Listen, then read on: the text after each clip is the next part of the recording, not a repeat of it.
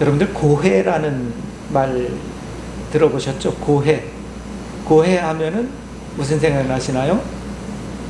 임재범이죠. 당근 임재범입니다.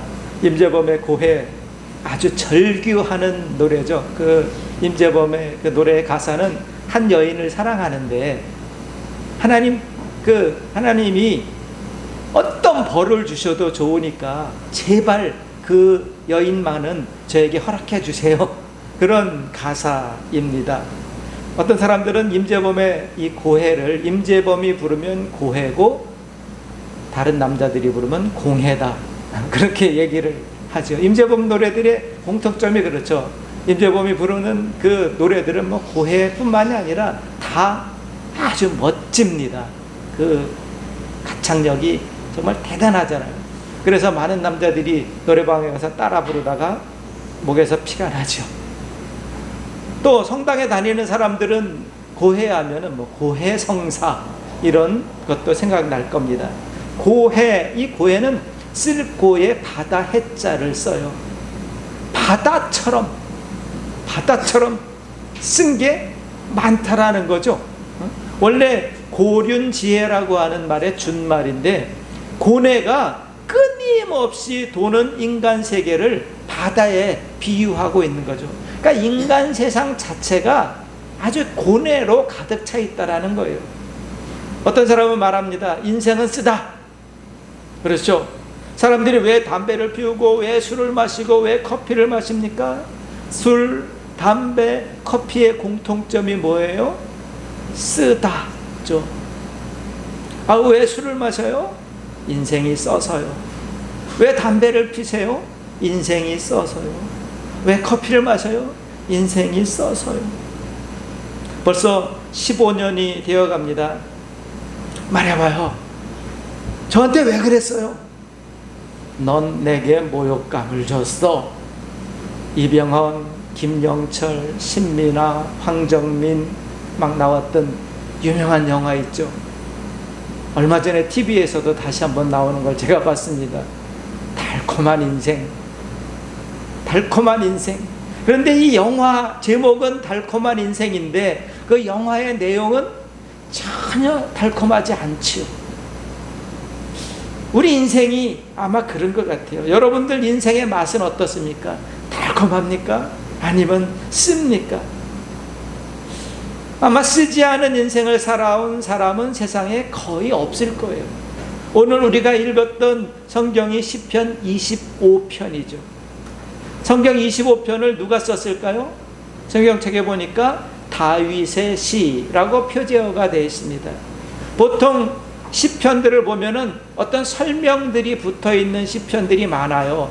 다윗이 성전에 올라가면서 부른 노래, 뭐 이런 식으로 어떤 상황, 뭐 압살롬에게 쫓길 때 뭐 그런 상황, 아니면은 어떤 악기로 연주하라고 이런 설명들이 붙어 있어요. 어떤 곡조, 어떤 악기로 연주하라든지 아니면 어떤 상황에서 쓰여졌는지. 그런데 시편 25편은 단지 다윗의 시 이렇게 돼 있어요. 이 내용을 보면은 어떻습니까? 한 인간, 아주 연약한 인간으로서의 다윗이 자기의 인생을 돌아보는 거예요. 돌아보는데 그 인생이 어때요? 써요. 그 쓰디쓴 자신의 인생을 자기가 어떻게 겪어왔고 어떻게 그 인생을 살아왔는지, 그때마다 하나님 앞에 자신의 모습이 어떠했는지를 고백한 시가 이 시편 25편이에요. 1절을 보면 다윗이 뭐라고 얘기합니까? 자신에게 닥쳤던 그 고뇌의 순간들, 고해의 순간들, 그 고난의 순간들 앞에 다윗이 뭐라고 얘기했어요? 주님, 내 영혼이 주님을 우러러 봅니다. 내 영혼이 하나님 당신을 바라봅니다. 소망합니다. 갈구합니다. 얼마나 간절해요. 도대체 어떤 문제가 이처럼 다윗을 간절하게 만들었을까요? 아들 때문이었어요. 자식, 정말 속 썩이죠. 다윗에게도 아들이 여럿 있었죠. 부인이 여럿 있었고요. 그 중에 압살롬이라고 하는 셋째 아들이 있었어요. 이놈은 이름에 놈자가 들어가는 거 보니까 아주 속을 썩였을 것 같죠? 압살롬이에요. 그런데 이 압살롬이 대단한 아들이었어요. 사무엘하 14장 25절을 보니까 이렇게 압살롬에 대해서 설명을 해요. 온 이스라엘 가운데서 압살롬같이 아름다움으로 크게 칭찬받는 자가 없었으니 그는 발바닥부터 정수리까지 흠이 없었다. 혜민이는 TV 보다가 정혜인 나오면은 그럽니다. 정말 TV에 나오는 연기자들, 배우들 중에 잘생겼죠. 정혜인 참 잘생겼어요. 그런데 압살롬은 정혜인보다도 아마 더 잘생겼었던 것 같아요. 성경이 이렇게 흠이, 발바닥부터 정수리까지 흠이 없었대. 모든 이스라엘 사람들이 다 아름다움으로 칭찬했대. 그것도 크게 칭찬했대요. 이스라엘 최고의 미남이었어요. 이 압살롬의 여동생이 다말인데, 이 부인이, 다윗에게는 부인이 여러 명 있었잖아요. 그 중에 한 부인, 이 압살롬과 다말을 낳았어요. 그런데 엄마도 미인이었는데, 다른 나라 공주였는데, 엄마도 미인이었고 다윗도 잘생겼다고 그러잖아요. 그러니 이 압살롬과 다말이 얼마나 잘생기고 얼마나 이쁘겠어요. 다말이 얼마나 이뻤겠어요. 그런데 이 다말이 너무 이쁘니까 그 다윗의 아들 중에 첫째 아들 암논이, 배다른 형제 이복형 암논이 다말을 성폭행을 해요. 압살롬이 그것을 알고 아버지가 다윗이 이제 그 암논을 혼내주기를 기다리는데 다윗이 모른 척 하는 거예요. 자기 장자 첫째 아들이 그랬다고 모른 척하는, 처벌을 안 하는 거예요. 거기에 불만을 품은 압살롬이 어떻게 합니까? 암논을 죽이기 위해서 모든 형제들을 자기 집으로 초청을 해서 파티를 열어요. 그리고는 술이 취한 암논을, 그 자기 이복형 암논을 죽여요. 칼로 찔러 죽여요. 그리고는 다윗 아버지가 자기를 어떻게 할까봐 무서워서 엄마의 고향으로 도망가서 3년 동안 숨어서 지내죠. 그러다가 신하들이 이제 그 중재를 잘해서 이제 다윗이 부릅니다. 그래서 다시 돌아왔는데, 3년 만에 돌아왔는데, 돌아와서 압살롬이 어떻게 합니까? 아주 좋은 일을 해. 사람들한테 선한 일을 많이 해. 그래갖고 사람들이 다 압살롬 막 이 추종자들이 많이 생긴 거예요. 그 추종자들을 이용해갖고 어떻게 해요? 반란을 일으켜요. 아버지 다윗에게 반란을 일으켜요. 아들 압살롬이 반란을 일으키니까 다윗이 왕궁을 떠나서 호롤 단신 피신을 갑니다. 왕궁을 떠나서 다윗이 피신을 가고, 왕궁에는 모든 가족들이, 그 부인들과 나머지 가족들이 다 남아 있었어요. 자, 왕궁을 떠나서 압살롬이 도망을 가니까 충성스러운 신하들이 그 소식을 듣고 막 이제 다윗에게로 몰려오죠.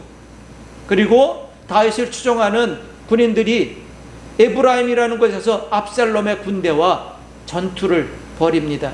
이 전쟁이 어떻게 됐습니까? 다윗 군대가 압살롬 군대를 완전히 전멸시켜요.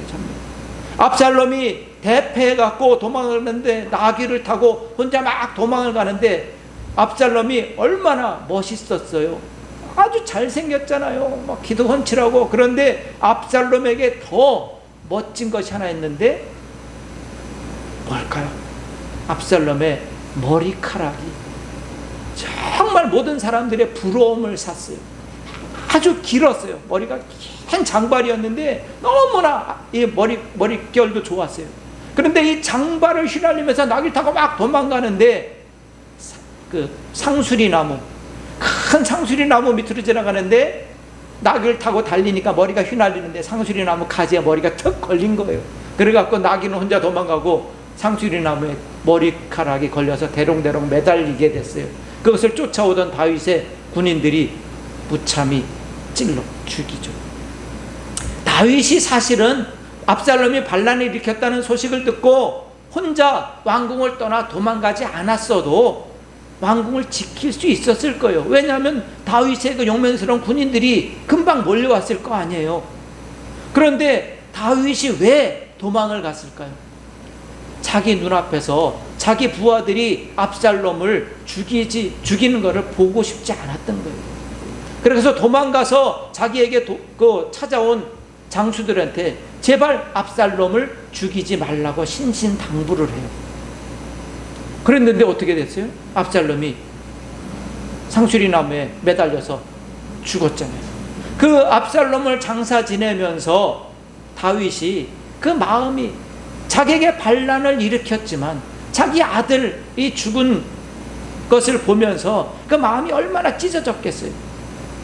사무엘하 18장 33절을 본 그 장례식 날 다윗이 이렇게 다윗의 고통을 이렇게 설명합니다. 왕이 마음이 심히 아파 문 위층으로 올라가서 우니라.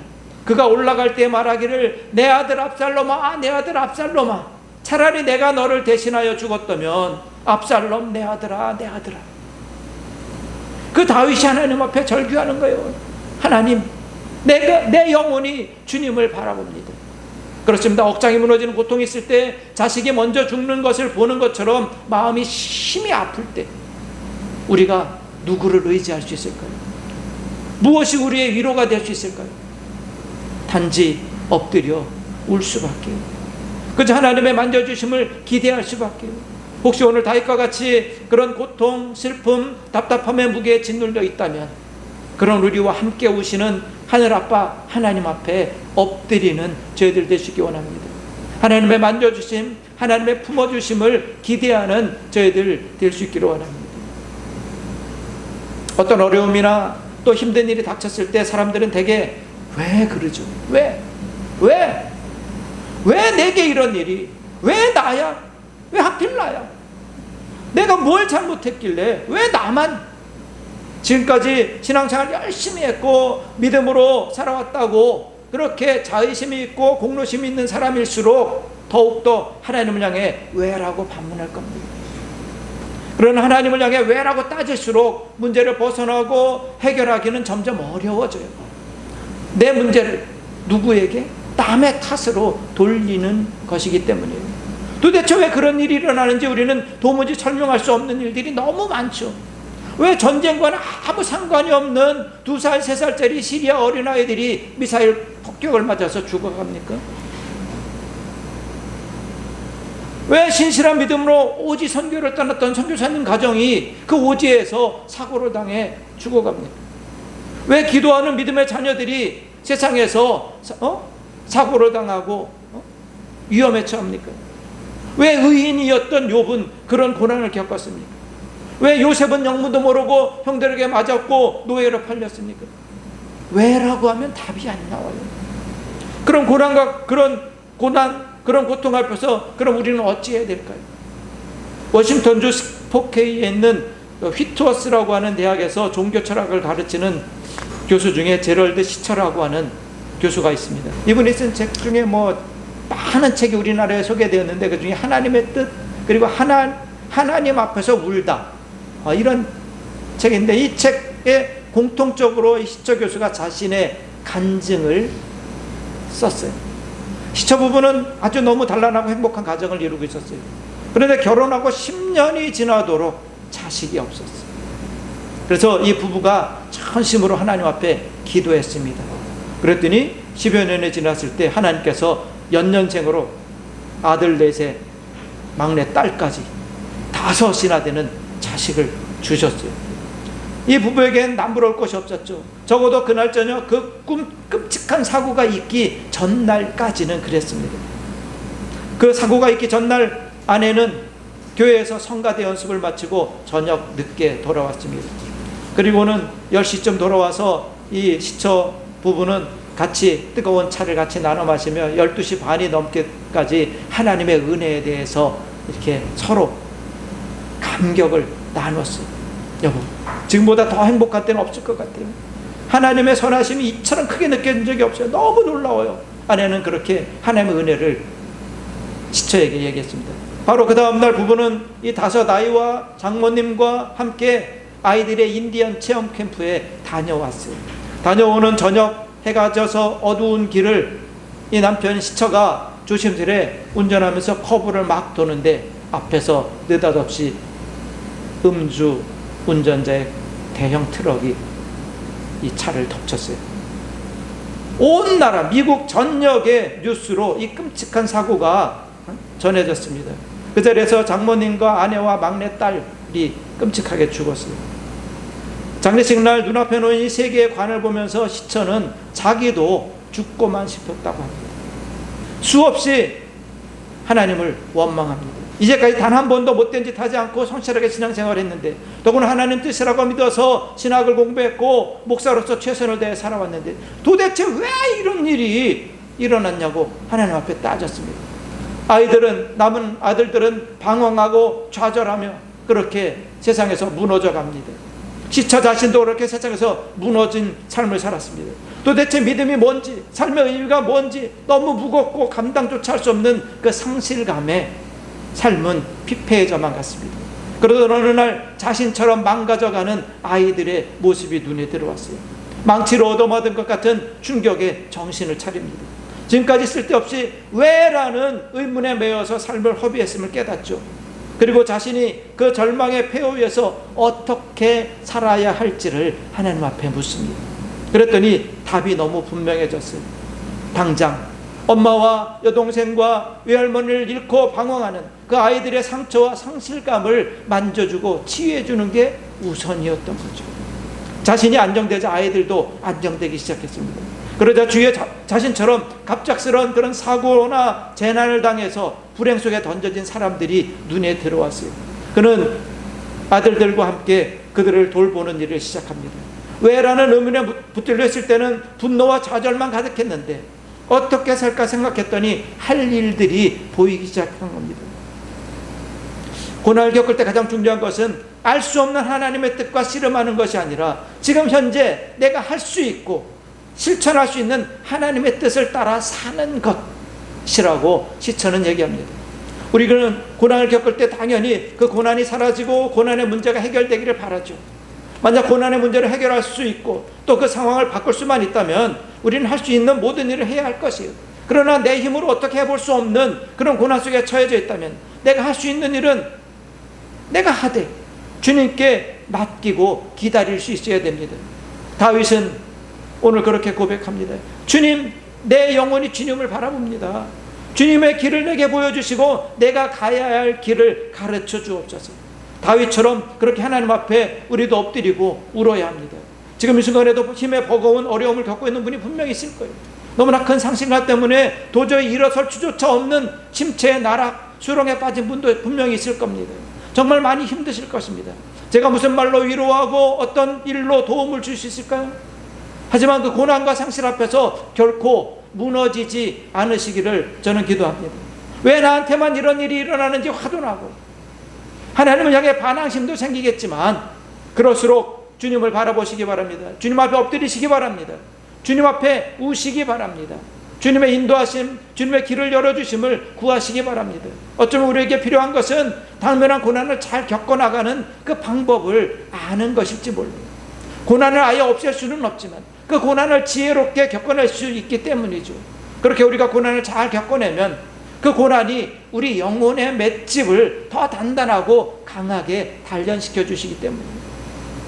그것이 어쩌면 하나님께서 우리에게 고난을 허락하시는 이유인지도 모릅니다. 그래서 욥기 10장 23장 10절에서 욥이 뭐라고 고백합니까? 그러나 내가 가는 길을 그가 아시나니 그가 나를 단련하신 후에는 내가 순금같이 되어 나오리라. 우리도 오늘 제럴드 시처럼 욥처럼 다윗처럼 고난을 겪어내는 그런 지혜를 하나님 앞에 구할 수 있기를 원합니다. 어제 뉴스에 보니까 동국대 한 교수가 해임됐다고 하더라고요. 그 교수는 지난 5월달 자신이 맡고 있는 종교철학 그 불교와 인간이라고 하는 과목 수업을 하면서 학생들에게 이렇게 얘기했대요. 세월호에 타고 있던 기독교 신자들은 기도하느라고 다 빠져나오지 못해 죽었어. 근데 우리 불교 신자들은 다 살아났어 라고 얘기했대요. 이것이 문제가 돼서 학교에서 그 교수를 해임했다고 합니다. 예전에 어떤 기독교인들이 부처님 오신 날 법회 열리는 절 옆에 가고 개를 때려잡아 갖고 잡아먹었던 그런 일이 또 뉴스에 나온 적도 있어요. 세월호 때문에 죽은 자식들 때문에 금식하는 가족들 앞에서 피자와 치킨을 시켜서 폭식 퍼포먼스를 했던 그런 사람들도 있어요. 상담 전문가들이 내담자를 대할 때 가장 중요하게 여기는 걸 뭡니까? 공감이죠. 공감. 주위에 견디기 힘든 고통이나 상실을 겪고 있는 사람에게 입에 발린 위로는 오히려 그 사람들 억장이 무너지게 합니다. 그런데 우리는 되게 그렇게 갑자기 어려운 당한 사람들을 보면은 어떻게 도와야 할지 몰라서 당황하죠. 섣불리 다가갔다가 오히려 그 사람이 더 힘들거나 상처를 받지는 않을까 주저하게 됩니다. 하지만 다가가야 됩니다. 다른 어떤 말보다 내가 그의 마음이 되어야 합니다. 그럼 그럼 어떻게 해야 할지가 보이기 때문이죠. 누가복음 10장 30절 이하에 보면은 예수님께서 한 사람의 이야기를 하십니다. 우리가 잘 아는 선한 사마리아 사람 이야기죠. 한 사람이 길을 가다가 강도를 만났습니다. 모든 것 다 뺏기고 옷까지 다 뺏겼어요. 그리고는 맞아서 피 흘리며 죽어가고 있습니다. 그 길을 세 사람이 지나갔습니다. 대제사장이 지나갔고 레위인이 지나갔어요. 그런데 그들은 피 흘려 죽어가는 신음 흘리고 있는 이 사람, 강도 맞는 사람을 멀찍이 돌아서 피해서 갑니다. 그들은 어떤 핑계를 댑니까? 나는 지금 예배드리러 가는 중이야. 예배드리러 가는데 부정한 피를 내 손에 묻힐 수가 없어. 부정한 피를 묻히고 하나님 앞에 예배드릴 수가 없어. 그래서 나는 어쩔 수 없이 빨리 가야 돼. 피해 갔죠. 그런데 늘 차별받았고 사람 취급도 못 받고 개 취급당하잖아요. 성경에 보면 사마리아 사람들을 성경은 예수님도 그러잖아요. 막 개 취급하잖아요. 그런 취급을 받았던 사마리아 사람은 그를 보고 불쌍히 여깁니다. 타고 가던 나귀에서 내려서 자신이 아끼던 기름과 포도주를 그의 상처에 붓고 싸매줍니다. 자기가 타고 가던 나귀에 그를 실어서 여관까지 데리고 갑니다. 자신이 가졌던 전부였던 데나리온 하루 일당이 한 데나리온이니까 이틀 번 돈이에요. 그것을 여관 주인한테 주면서 이 사람을 잘 치료해달라고 부탁합니다. 혹시나 돈이 더 들면은 내가 일하러 갔다 오는 길에 돈을 더 벌어서 올 테니까 그때 돈을 더 줄 테니까 살려달라고 얘기합니다.